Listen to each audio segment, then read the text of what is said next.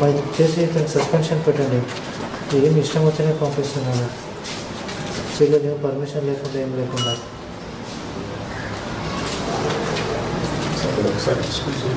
ఎందుకు చేస్తారు మీరు ఇట్లా?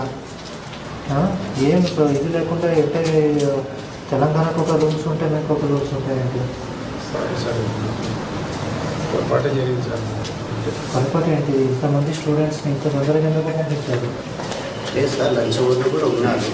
145, 150 దాకా ఉన్నారు సార్ పిల్లలు. వాళ్ళు ఎందుకు మధ్యలో మీరు ఎవరు చెప్పినారు? మీకు డిఓ పర్మిషన్ తీసుకున్నారా?